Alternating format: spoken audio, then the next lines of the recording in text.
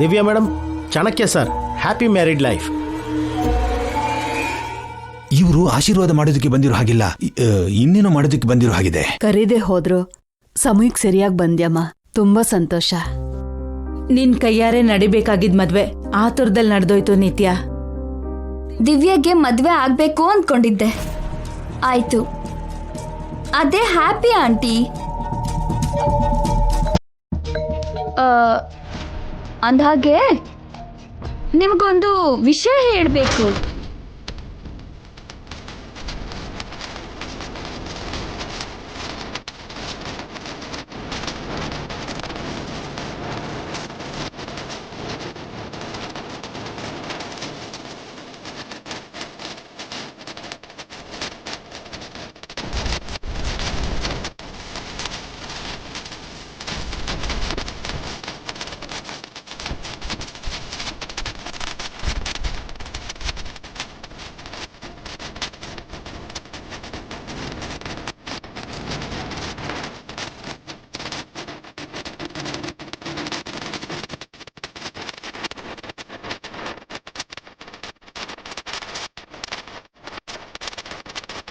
ಹೇಳ ಅಭಿ.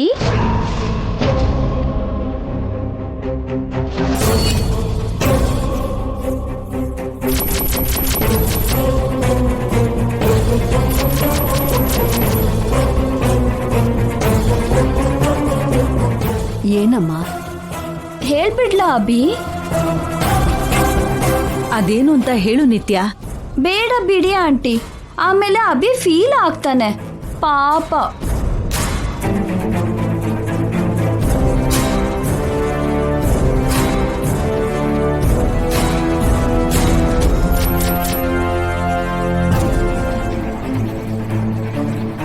ಪರವಾಗಿಲ್ಲ ಚಿಕ್ಕಮ್ಮ, ಹೇಳಿ.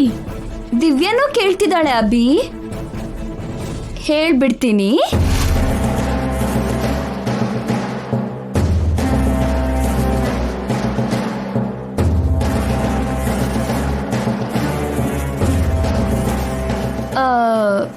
ಅದೇನು ಅಂದ್ರೆ,